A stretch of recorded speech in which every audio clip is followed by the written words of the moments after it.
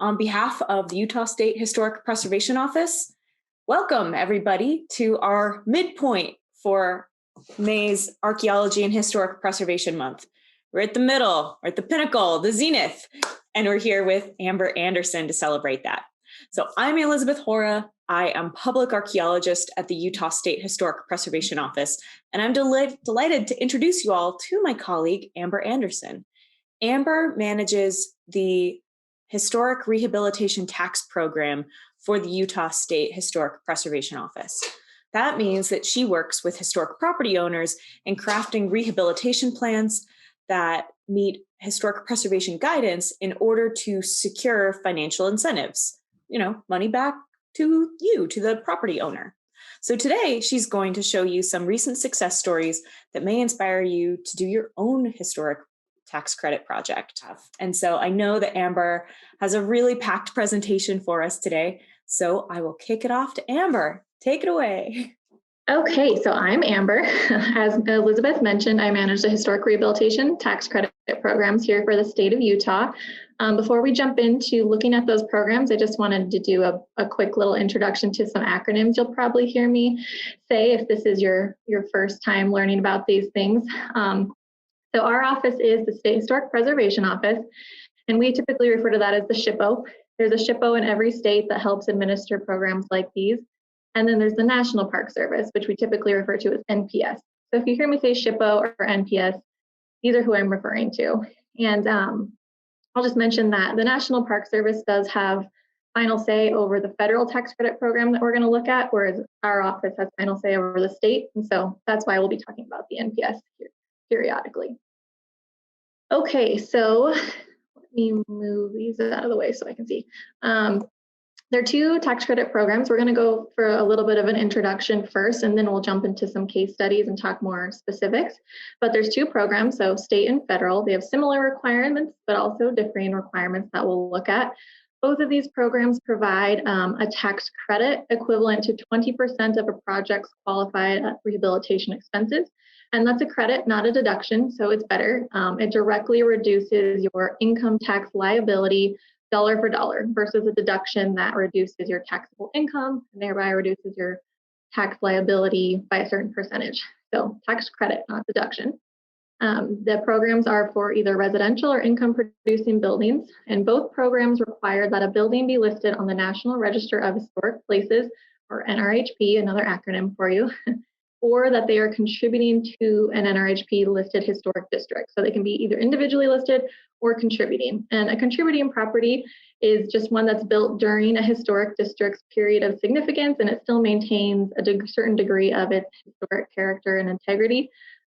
So those of you familiar with Salt Lake City, the Avenues Historic District, a lot of the buildings within that district are contributing, and therefore they'd be eligible for these tax credit programs.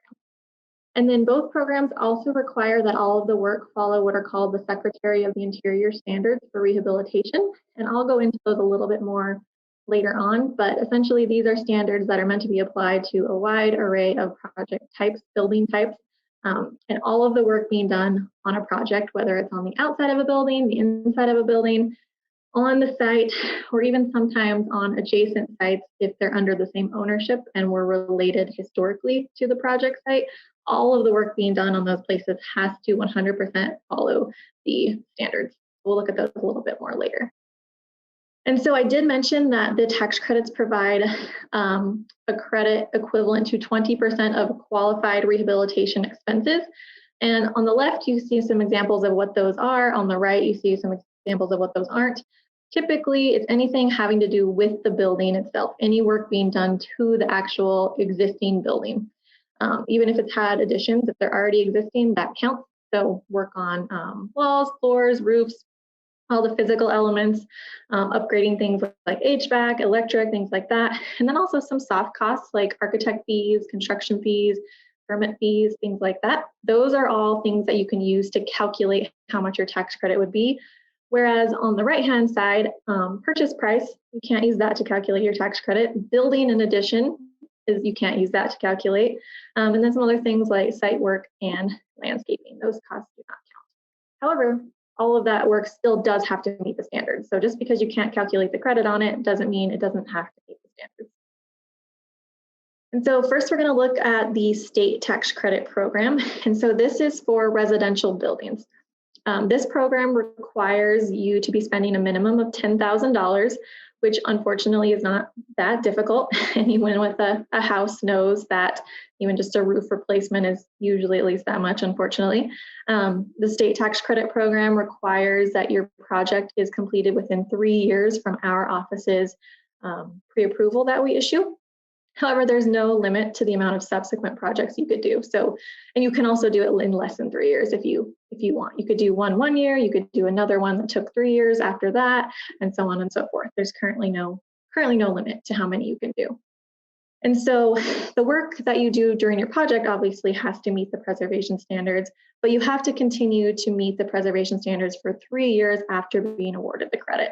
And so an interesting thing about the state tax credit program is that there aren't actually ownership requirements. So you could technically buy a building, fix it up, get the tax credit and sell it. However, we wouldn't recommend that because it makes it really difficult to control whether or not any work done to the property continues to meet the standards if you sell the property, and you're still on the hook for any work being done. So you don't have to keep it, but it is advisable to.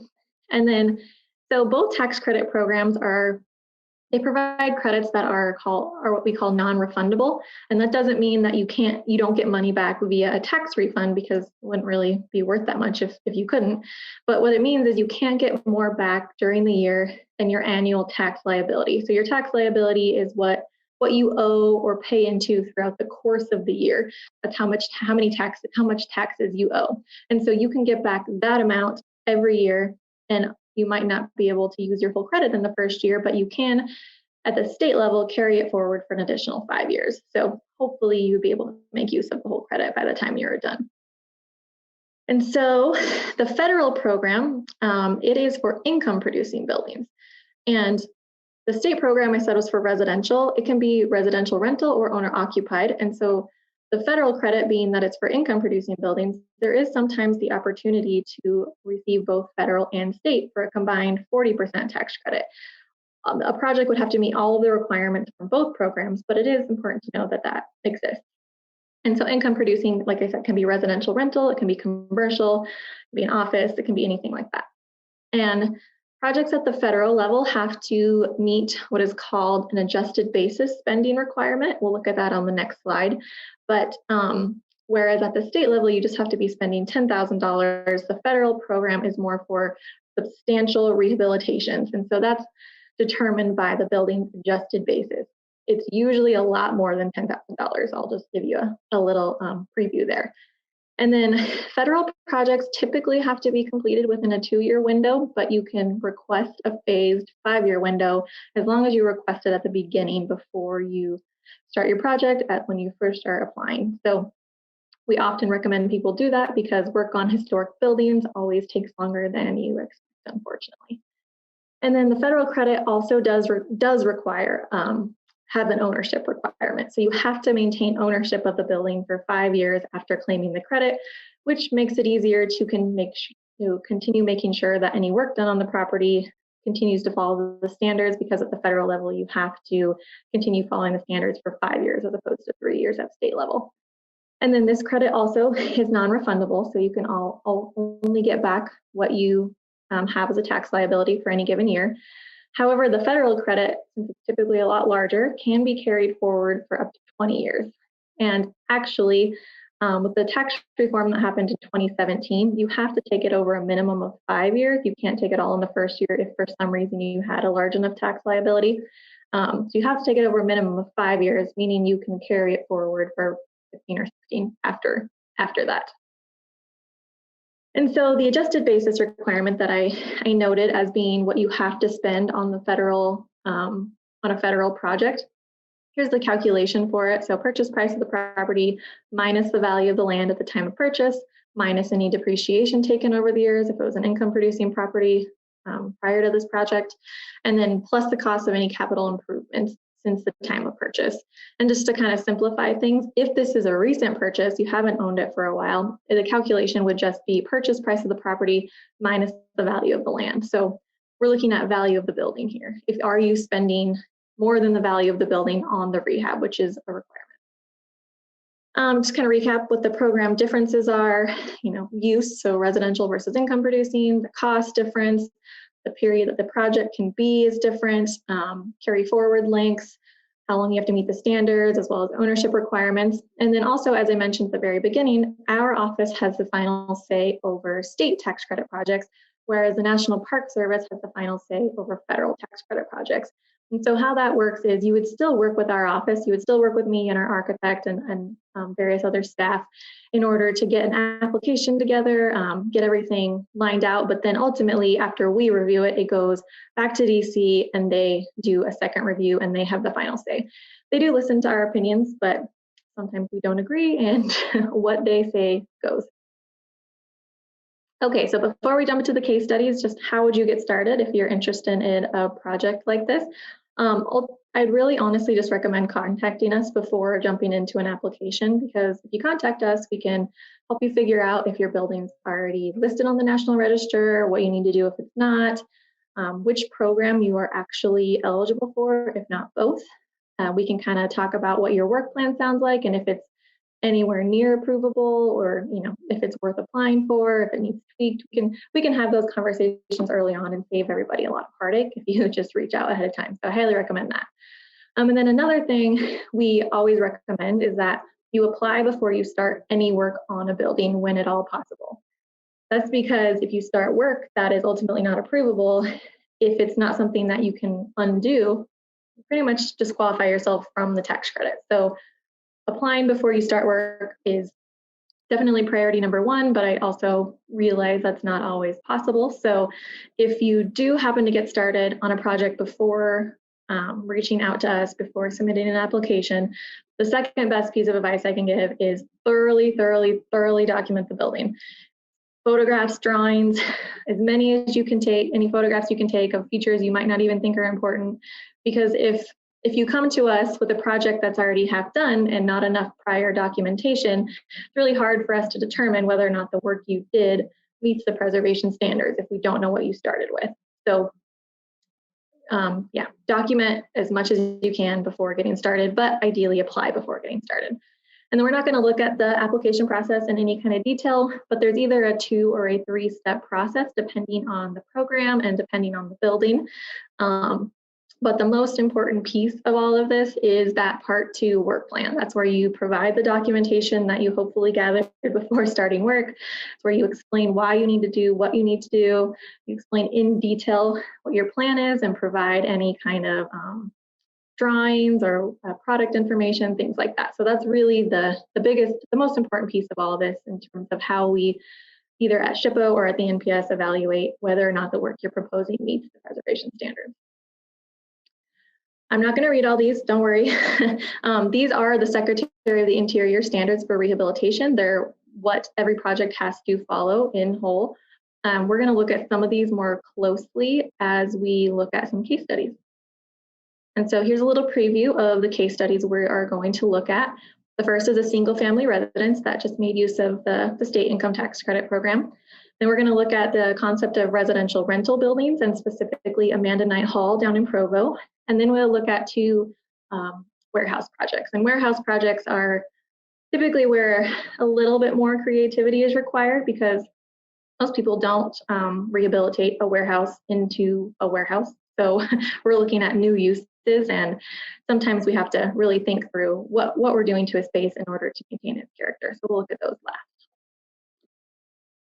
Okay, so the first one here is just, like I said, a single family residence. It's owner occupied. I believe it's over in the Northwest Historic District here in Salt Lake on Marion Street. And you can see from the before and after photos that they did quite a bit of work. It looks really nice. They removed this dormer that was added on the front of the building. I think it was added, I'm guessing in the 1980s, just by the looks of it. So it was definitely something that was added outside of the historic district's period of significance. So we would not look at it as a historic feature in and of itself. So they removed that, replaced the roof with just a simple architectural shingle with not a lot of color or shading variation, something that just kind of blends in, which is ideal. And then they also reconstructed part of the chimney. You can kind of see, I don't know if you can see my arrow here, but in the upper middle section of both of the photographs, the chimney had fallen partially down. So they rebuilt that based on historic evidence. So that would have been either a historic photograph or similar chimneys in the neighborhood. Basically, they didn't just wing it. They had some kind of documentation for how they reconstructed it like they did, which was a pretty simple design. If they had done something really fancy, that would have been out of context for a house like this, and that would not have been appropriate. That would not have met the standards. Then you also might notice in the after photograph on the right-hand side of that sloped roof, they did add solar panels. And so solar panels are not an eligible cost, meaning you can't calculate the tax credit on it, but they can sometimes be done as part of an overall tax credit project. It's just how you install them has to meet the standards. So this was successful because they put it on a side elevation. It was flush mounted, meaning parallel, tied up against the roof. And they didn't do more than they really needed. So it's pretty inconspicuous. You might see it if you were walking up, from that side on the sidewalk, you might see the panels, but for most other angles, you really wouldn't. So this is a successful example of how that can be done. There's definitely unsuccessful examples of how solar panels can be done. For example, on this house, if they had put them on the front, if they had been arched up at an angle, just anything that makes them more visible. And then another work item that is pretty obvious that they did was they removed the paint from the building. And so one of the standards that we'll look at here in a second dictates that any kind of treatment process needs to be appropriate for historic materials. It needs to be the gentlest means possible. And there are ways that you can remove paint that it definitely would not meet the standards. Sandblasting is one of them. Sandblasting is really bad for historic brick because of the way historic brick is fired. It creates an outer protective coating. When you throw abrasive materials at it, it breaks down that coating, lets water in, lets biogrowth in, so on and so forth. So what they did instead was they hired a reputable historic masonry company here in Salt Lake who removed the paint with a gentle chemical process. And so this was the gentlest means possible in order to do this. This did meet the standards. And then at the bottom, you can just kind of see their most recent tax credit project was about $65,000. They have applied through the program multiple times. So $65,000, it was just a state tax credit program. So they're looking at about a $13,000 state income tax credit. And so here are some of the standards. They met all of them, of course, so they wouldn't have gotten the tax credits, but here are some of the standards that really apply to this project. So number one is that a property shall be used for its historic purpose or be placed in a new use that requires minimal change, minimal removal of any kind of historic character defining features. And so obviously taking a residence and turning it into a residence is a pretty good way to meet that standard. Number 7 is the one I mentioned in terms of chemical or physical treatments need to be the most appropriate for the specific historic material. So sandblasting would not have been appropriate, but a gentle chemical removal of paint was. And then standard number 10 is not typically something we think about when we talk about solar panels, but it does dictate that any kind of addition, new construction, alteration, things like that should be reversible. So if you were to undo it, you should still be able to identify the historic form, the historic features of the house. So if these solar panels were removed, you would have no idea. You might have to do a little bit of patching on the roof, but the house would still be largely intact. And so that's a good example of meeting standard number 10. And so now we will talk about residential rental buildings, and we'll look specifically at an example, but in general, these buildings are ripe for tax credits. Historic apartment buildings are all over Salt Lake City. There's quite a few in Ogden. There's over 180 in Salt Lake City itself that were constructed in and around downtown during the first 3 decades of the 20th century. A lot of these have already made use of both state and federal tax credits, at least once, if not twice. This building is actually on its second tax credit project in, I think, 20, 25 years. So there's a ton of these buildings out there that haven't pursued tax credits that are definitely eligible for them. But because it's residential rental, they would be eligible for both state and federal. So a combined 40% of rehab costs would go back to the owner or developer as income tax credits, half state, half federal.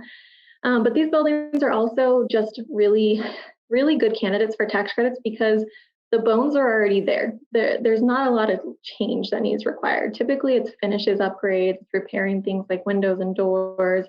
HVAC usually needs full upgrades, which is a pretty easy thing to do. We'll look at some examples of that here in a little bit. electrical usually needs replaced. Most people aren't comfortable with knob and tube these days. But residential rental buildings are we see a lot of these, and they're really good candidates for both historic tax credits. And so now we'll look more specifically at Amanda Knight Hall, which is not a traditional example of a residential rental project, because historically this was a dorm, not an apartment building, but very similar use. So this building was constructed in 1938 to 1939 as the first women's dormitory at what was then Brigham Young Academy, but now Brigham Young University, of course. It was named after Amanda Knight, who was both a philanthropist and an advocate for education. It was the first building at BYU named in honor of a woman, and it was used as a dormitory for several decades. But then by the 1960s, most of the people had moved out, and it was used more for like a training center and offices, sometimes classrooms. And then recently, I don't know how many of you were aware of this, but Amanda Knight Hall was threatened with demolition a couple of years back. And so BYU is going to, I believe, tear it down, rebuild something similar in its place just because of its age. And Preservation Utah did a really great advocacy effort in terms of convincing them not to do that and connecting a private developer who would purchase the building and pursue tax credits. So here's an after photograph. This tax credit project is just now finishing up. You can see the numbers here. Their qualified rehabilitation expenses were about $3.2 million. And so because they are receiving both state and federal tax credits, they are looking at $1.3 million in tax credits. And this is not going to be used as a traditional dormitory because it's privately owned, but they are using it for female rental housing for BYU. So it's pretty close to the original use as you can get without having it back in BYU's ownership. So here are a couple of things we will look at in terms of some challenges and successes they faced while doing this project. And so those of you familiar with BYU's housing policies know that there's a lot of limitations on viewpoints and who can be in the same building in terms of like male and female. So in the before plan is what's up in the upper left-hand photo, and then the after plan is what's on the lower right-hand side. And so typically these long corridors are considered character-defining features. This is present on the main level, but also the second and third levels. And so these corridors are typically things that you cannot break up, that it wouldn't be considered as meeting the standards in order to just like chop them up into separate units. So in working with the National Park Service, and to follow the standards, but also working with BYU's housing policies, the developer was able to install some doors, as you can see in the lower right-hand plan here. But they're being done in a way that some of them have glazing. So some of the walls will have glass, some of the doors will have glass, so that you still, when sitting at one end of the hall, you can still see down that corridor, at least to an extent, and still have that sense of a long corridor with doors off of it that you would have had in a historic dormitory. And then one of the other things, I have these arrows pointing here to this doorway, and the applicant had proposed to close off this second doorway on the bottom side of the plan. But because those doorways were so rhythmically placed and had matching doors across the hall from each other, at least on that section of the hallway, the National Park Service felt like keeping those doors was an important thing to do. And so because the internal use of this room, as you can see in the lower one here, was a kitchen, they didn't need a door there. What they're going to be doing is having just a blind door. So there will be a blind door on the corridor side. It'll look completely normal from that side, but when you go into the unit, it won't be there causing any problems. The kitchen can butt right up to it. So just a creative way to maintain that character of the corridor while still allowing for a new use. So HVAC is always a fun one. Of course, these historic buildings did not have air conditioning, and they had radiators for heat, typically, at least this era. And so you can see in the upper left-hand photo, that was from just a couple of years ago. One of the ways they had dealt with HVAC over the years was by putting all these window units in. And so as you can see in the after photograph, they were able to do away with those, and we will see how they did that. On the inside, I'll show you in a second, they installed a bunch of mini split systems, but of course they had to have some exterior features of this to not really clutter up the insides of the units. And so in the upper left-hand photo, you can see some equipment there. This is on a side elevation, but it's kind of tucked into this corner, so you wouldn't really have seen it from the street. And then in the lower right-hand photo, you can see a bunch of equipment, but they were able to put this on the back of the building in this courtyard. So again, you would never have seen it from either of the streets because this is on a corner. And so they were able to hide these new features relatively well. And then on the interior, these are the mini splits that they installed. If I hadn't put an arrow here, you might not have even noticed they were there. They do a pretty good job of blending in, especially since they're the same color as the walls. And then in the individual units themselves, they're a little more noticeable, but these are considered secondary spaces, so it's not as big of a deal. And still, they're pretty tucked out of the way. They're pretty reversible if somebody wanted to undo this in the future for some reason. Okay, and so lastly, they got some good brownie points with the National Park Service by maintaining and restoring some really character-defining original features. And one of those features were windows. Windows are always a big deal when it comes to tax credit projects because they show so much character of the original building. They display a lot of craftsmanship. They allude to how a building was used. They allude to the original function of the building. So these were repaired. Glass was replaced where necessary. The metal was refinished.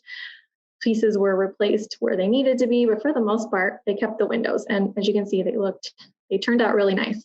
In the two left-hand photos, there's some interesting features that you might not notice, but if you were to just replace them with a standard window today, you would lose this. And so it's really hard to see, but in this 4-section window in the outer casements, the rails on both the top and the bottom are thicker on the 2 outer sections and they're thinner on the 2 inner sections. And that would have been because those 2 outer sections were operable. So only the outer sections would have moved, so they needed the thicker rails in order to facilitate that. And so if you were to replace this with a standard window, you would lose those dimensions and you might not really notice it, but it would tell the story a little bit differently. Then the other feature, well, one of the other features that they maintained and restored were these closets. These built-in closets were present in most of the dorm rooms. Some of them had to make use of the space they were given with these eaves cut in, like on the left-hand side with a door that was cut to match this shape. The nice paneled doors they kept, they replaced some where it was necessary. These built-in drawers were kept. And then in the right-hand photo, you can see some little shoe racks on the bottom next to the drawers themselves. They were slanted and they had these little lips, so the girls would have been able to put their heels lined up in these closets. And they're just a really nice feature that the applicant was able to keep. And so looking at these, obviously, this does a great job of meeting standard number 1. It's using almost the exact same use as it did historically. The character of the property is definitely maintained as standard number 2 requires. They didn't remove any historic features that they didn't need to. Standard number 5 dictates that any kind of distinctive features, finishes, and construction techniques shall be preserved. And so they definitely did that in terms of keeping the windows, keeping the masonry as it was originally, repairing the roof. And then standard number 6 gets into this a little bit more in that it dictates that deteriorated historic features shall be repaired rather than replaced. And this is definitely what they did. Like I said, they kept the windows, they restored them, they kept the original roof and they cleaned that, added a new protective coating, were able to keep that. And so this project is currently finishing up, but doing a great job of meeting the standards. Now we'll look at 2 examples of warehouses. And as I mentioned earlier, warehouses typically require a little bit more creative thinking because we're looking at new uses typically. And it's also usually a federal project, not state. Sometimes we have apartments that get successfully put into warehouses, but not often. It's usually more of a commercial use. And so the first one we're going to look at is a building on Pacific Avenue in the Warehouse Historic District here in Salt Lake. It was built in 1951 for the USPS, and it stored and serviced their fleet vehicles. So it's a good example of the transition to more vehicular means of getting the mail out. And just to preview, the project cost, the rehabilitation expenses were about 3.1 million. And so they only pursued the federal tax credit project because there wasn't any residential use. But so they were awarded about $630,000 in federal income tax credit. Here's a before and after. They did not change the brick. The quality of the photo is just different. So use your imagination there. But you can tell that for the most part, everything looks the same. They kept the windows. We'll look at that here in a second. But those two garage bay doors on the front, those doors had been removed long ago. They were filled in, I believe, probably with just turned into walls on the inside. And so here they installed two very lightly glazed front systems. And so their options here would have been to do something that looked like a historic garage door. It could have been glass with a bunch of different divisions, or they could have installed actual garage doors. But in this case, they decided to go with a very lightly glazed, so very minimal metal, so that these just kind of look like open doors. You don't really get distracted by all the metal. It just kind of looks like an open space, as if the garage doors were still in place, but they had just been opened. So like I said, they kept the windows, and this is another great example of rehabilitating windows. So again, they replaced glass where necessary, they refurbished the metal, and then this is another example of how the different proportions of a window really tell the story of a building. So as you can see, the two thicker sections dividing the three different divisions, they're much thicker, and then there's also the four panes towards the bottom that have a thicker rail around them. And so that's because that section was, of course, operable. So it would have likely pivoted in so that all the fumes and heat from the floor of where they were working and storing vehicles could come out and up and out of the windows. So maintaining these proportions really tells the story of how this window worked and why. So they did a nice job here. And then, so they turned this building into offices, largely open office space. And so this was a great way to maintain that historic character of a warehouse. One of the most character defining features of a warehouse is its large open volume of space with unfinished surfaces. And so as you can see, just inserting a bunch of offices or a bunch of open office space was a really great way to maintain this. They were able to install some industrial ductwork because that would have been appropriate for an industrial building. They just polished concrete floor. They might have finished out some of the walls just for practical purposes, but for the most part, all of that exposed look was maintained. And then of course they did have to install some enclosed offices just for practical purposes, but they were able to do this in a way that did not detract from that warehouse appearance. So as you can see in the right-hand side, the walls didn't go all the way to the ceiling. They're fairly self-encapsulated. The materials they used spoke to the language of the building, so wood, glass, metal, very few finished out walls. So they were able to do this in a way that did not detract from that warehouse feel. And of course, here are some ways that they met the standards pretty well. In this case, standard number one, they found a new use that was appropriate for the building, required a minimal amount of change. I kind of already talked about how they maintained that historic character. They didn't remove a lot of spatial orientation and the features. So standards 5 and 6, again, distinctive features, finishes, and construction techniques were preserved, and they repaired a lot of them rather than replace them. So with the windows, they could have proposed, or a lot of people would have just proposed to replace the windows, but instead they chose to rehabilitate them, which was a great way to meet the standards. Okay, and so this is the last one we're going to look at. This one was the most complicated of them all. It's the Salt Lake Rapid Transit Complex down on 7th South in the Warehouse District here in Salt Lake City. The building on the right-hand side of this historic photograph, the one that slants down to the right, that was constructed around 1891. And then this complex of multiple buildings was added onto, changed, up until the 1950s. So it initially served as a trolley car horse and repair shop for the Salt Lake Rapid Transit Company, which later became Utah Light and Railway. But then by about 1917, it had transitioned into a warehouse. So you'll see in a photograph here in a second, the Ting Warehouse and Storage Company had taken up home in this complex. Then it was the Inwood Wool Company by the 1940s, and it's just kind of served as a series of warehouses. Since then, it was recently abandoned well, not abandoned. There were some retail storage uses in it recently, and some of the buildings were relatively empty. And so I'm going to note here that the historic district's period of significance is from 1869 to 1966. And because this building is considered important and listed on the National Register for its affiliation with the historic district, we have to look at the historic district's period of significance when evaluating what work is appropriate. And so, as standard number 4 dictates, most properties change over time, so those changes that have acquired historic significance in their own right shall be retained and preserved.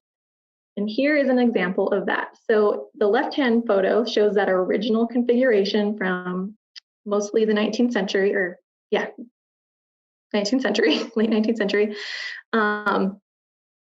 And so by 1917, so pretty early on in the historic district's period of significance, you can see that that same building is there on the right-hand side, but they have built up the parapet, they've squared it off, the whole building has been stuccoed, this teen warehouse sign has been added, some of the windows have changed. And so, and then in the lower photo, you can see that's what it looks like today. And so if the applicant had come to us and said, hey, we want to take it back to this pre-1911 photograph, we would not have been able to approve that, because that facade really only existed for maybe a couple of decades at the most. And then this other facade and arrangement is what has been there through most of history. Most of the period of significance is what we saw here. So taking it back to that would not have been appropriate, because this new look is what has acquired significance in its own right. And then one specific clause from standard number 6 is that replacing missing features shall be substantiated by documentary, physical, or pictorial evidence. We're going to look at that with this historic sign. So the sign is obviously gone today, but the applicant was wanting to propose a rooftop addition, and it would have been sunken in, but still relatively visible. However, we went back to the historic evidence and said, you know, maybe we can reconstruct this historic sign in order to shield the addition, because typically a rooftop addition on a building of this height would just not be approvable. It would overwhelm the historic building. It would add scale that was not historically accurate. It's just not typically something that can be approved as part of a tax credit project. So what they are planning to do is reconstruct the sign in order to shield this addition. And I will put a caveat on here. The font that you see that says Granary Campus is not what it would look like. It would look like the historic photograph. So the 2 different fonts with whatever modern name they decide to give this complex. But you can see that it hides a lot of the addition. And we'll look at from this other angle here. The addition would go all the way to the front of the building, but with this sign, you wouldn't be able to see most of it. The majority of the addition you would see is over this 1950s infill section, which the Park Service felt like was a good enough compromise. If you could not see it over the original section, the fact that it was relatively inconspicuous, only located over the 1950s section, that was something that they were going to be able to approve.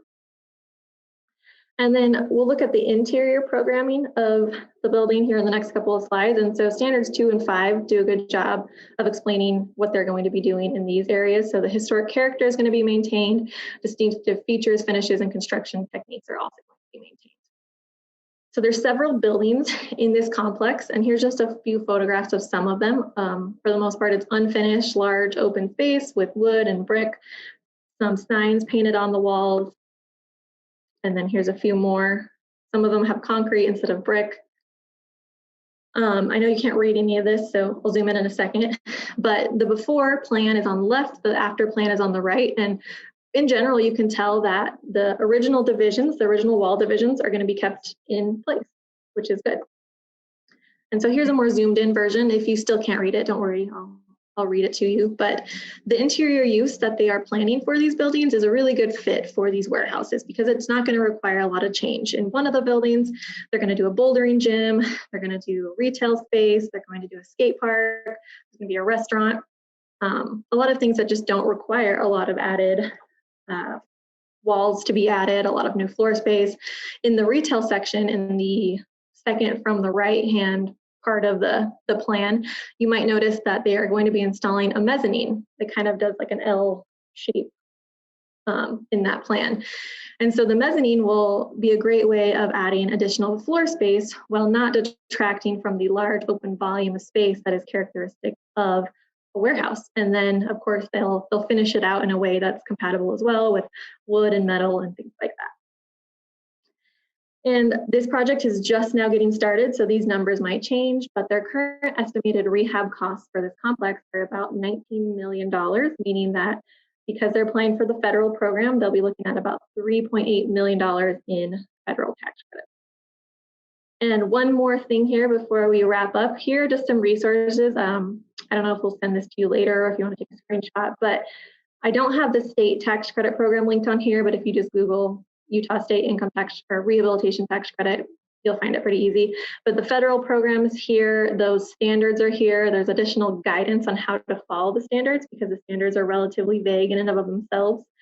Some common issues, and then the how to preserve link towards the bottom is one of my favorites because it alphabetizes anything you could possibly think of. So, you go to M, find masonry. There's a whole bunch of information on how to treat historic masonry.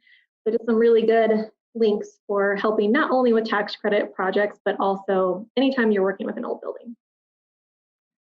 And I think that's it. So I will give it back to Elizabeth for questions, I think. Yeah, thanks, Amber. That was a lot of doing. Actually, while people are kind of formulating their own questions, I was wondering if you could just go back to the Amanda Knight Hall because that was very cool. Yes. And if anyone does have any questions, you can type it in the chat or go ahead and take yourself off mute and we can answer that right now.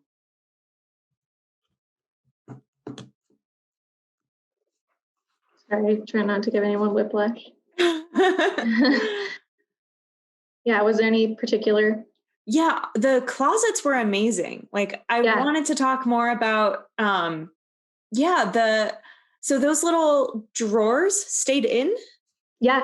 Mm-hmm. Yep. That's so cool. Some are missing. Obviously, you can see some are missing, but yeah, those are the original drawers. And do you know what they're going to do with the missing drawers? Are they going to have someone come in and make new ones to fit? These were the after photographs, so my assumption is this is it, but but I don't know. I'm not sure. Yeah, because it's so specialized. That's what really got me. Other than drawers are missing, which I didn't realize they weren't coming back. But the idea that some of them are for high heels storage specifically, that's really specialized. Yeah, you can kind of see the little lip on the shoe racks down on the right on the sides of the drawers.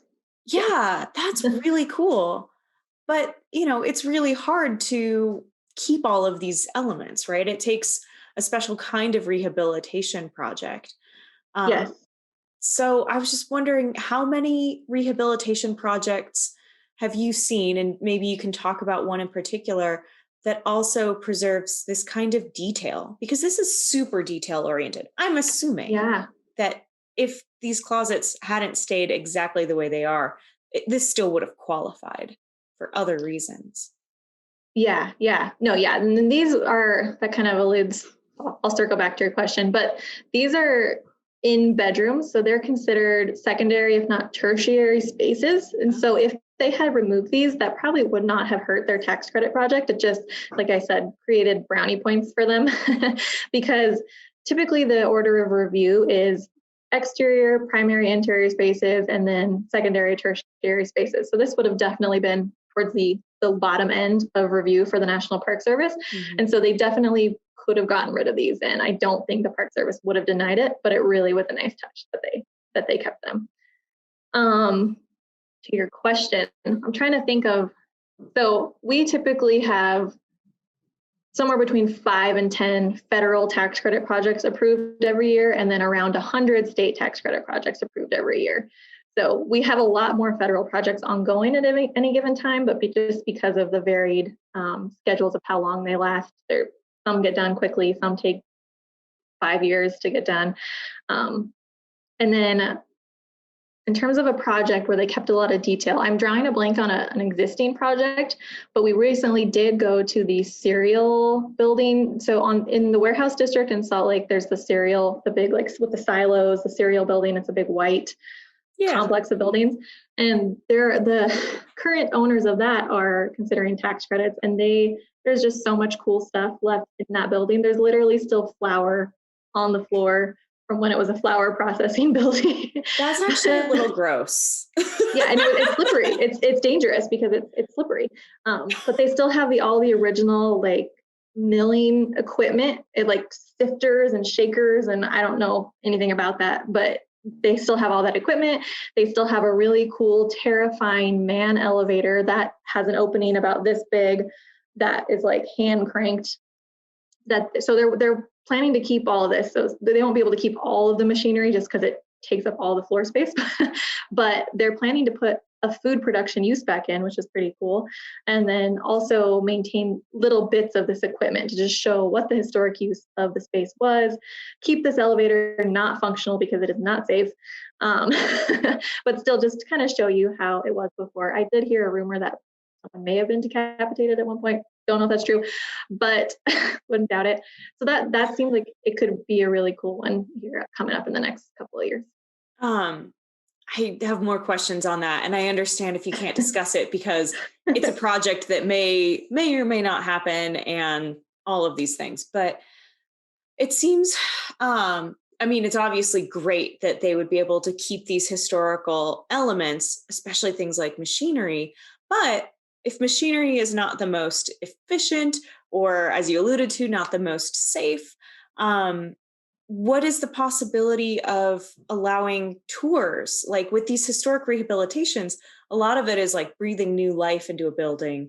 And so this is an interesting one with a factory setting where normally, like, I don't just tour factories, but I do tour historic buildings. So do you know anything about blending those two different industries?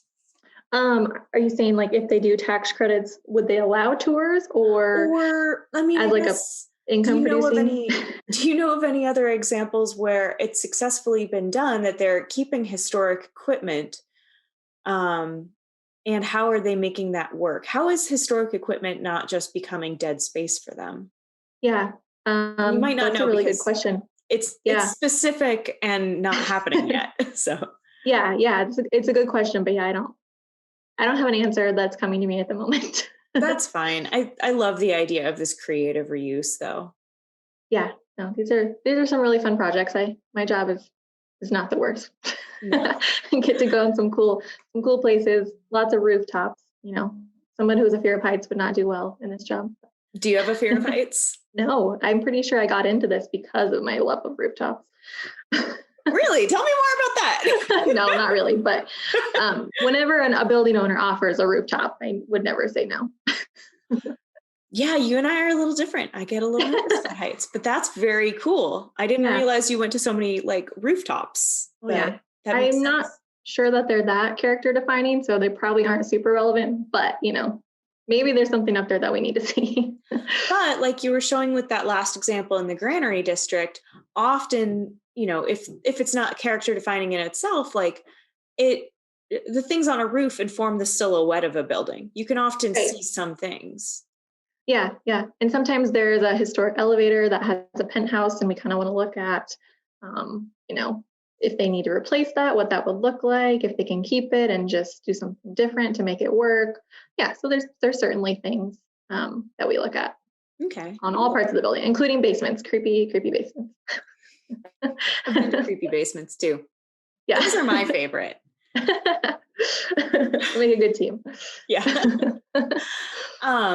In the last few years, you've been here at SHPO for 3 years. Would you say that you're seeing more creative reuse of areas like this? Well, in general, I feel like we've just had more projects recently. So yes, by way of just, more projects, more different types of uses.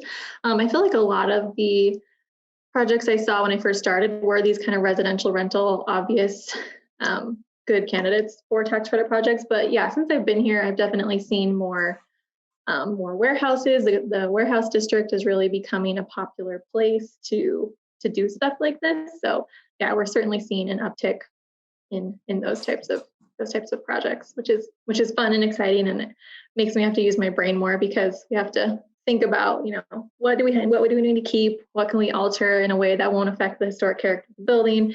There's lots of conversations with the National Park Service to see what they'll get on board with. Yeah. Yeah, no, I love all the stuff that's going on in the warehouse district. It's becoming like a really incredible part of town, in an area that you wouldn't have expected, but it's cool. Mm-hmm. Yeah. I know we've been talking to the owners of the Pickle and Hide buildings that have been in, I don't know if in the news, but on social media lately, talking to them about possibly pursuing tax credits. So there's a lot going on over there. And then there's the whole industry complex, which we haven't worked with, but there's certainly a lot. Great. And we have a question on the chat from Renee Coleman. She asks, did you say that there are 100 state historic tax credit projects and 5 to 6 federal projects per year? Or are we remembering it vice versa? Nope, that's accurate. Hi, Renee. We typically have about 5 to 10 successful federal projects finished in any given year, with dozens ongoing at any given time. The state tax credit project, typically about 100. There are far more state tax credit projects than there are federal, which we'd love more federal. They're just a harder thing to do, harder thing to meet the spending requirement. Some people just don't have a palate for the application process and working with the National Park Service. And so always trying to get the word out about getting more of those. Yeah, my question, and you answered a lot of it, is what's the barrier for federal historic tax credit projects? And then maybe who would be a good candidate for that? There's several barriers. It's not that difficult. It's mostly just, are you going to be spending enough? Because it does require a substantial rehab. So a lot of our state applicants are not, even if they have a residential rental, like a house or a small apartment building, they're usually just not spending enough. So that's the biggest one. And then the application process, the National Park Service it's not that they're more stringent. Sometimes they're more stringent in the way they interpret the standards, but it's also it's harder to work with them when they're in DC. We do the best we can, but sometimes there's just a disconnect between these very set in stone standards and people being back east with, being out west, and just a totally different preservation ethic for the most part. And so there's a lot of times people they don't want to do what is going to be required. They don't want to follow the standards 100%. They might want to do it 90%, but it's not enough. So that's another barrier as well. There's also an application fee, but if you're doing a project that meets the federal requirements, it's typically, the fee is not really a hindrance. The application itself is also something a lot of people struggle with. We typically recommend that people hire a consultant because we have a handful of really great consultants who do tax credit applications here in Utah.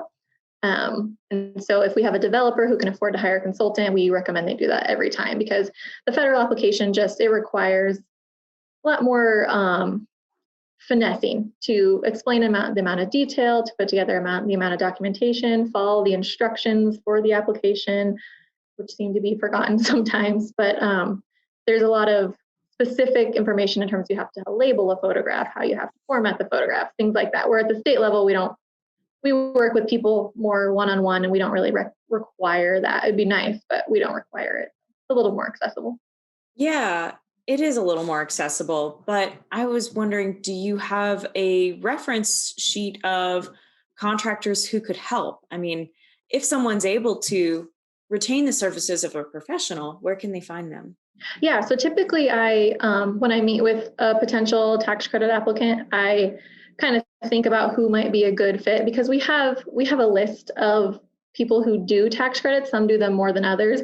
Some have more experience with others. And so we can't really recommend one or two specific people, but I can curate kind of a list of 3 to 5 that might be experienced with this type of building. Or Preservation Utah also does have a contractor directory on their website that has most of these people on it. So I can also send that as well. Wow, but that's really cool that you have like kind of concierge service where if someone contacts you, talks about the project with you a little bit, that you can feel out the situation and make some recommendations. Yeah, which is why another one of many reasons why just contacting us before really jumping in is really the best method, because we want people to succeed, and so we will do whatever we can to help them get there. Yeah, I'll say like, and it's not just about our office, but across the state of Utah. I've been to a lot of states and worked with some red tape in a lot of states. I really like the state of Utah's approach that it's friendly, it's open.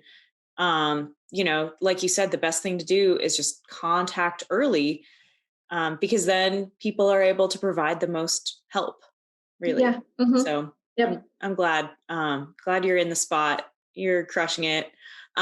So if anyone needs to contact you, how can they do that? Yeah. There's another little trip.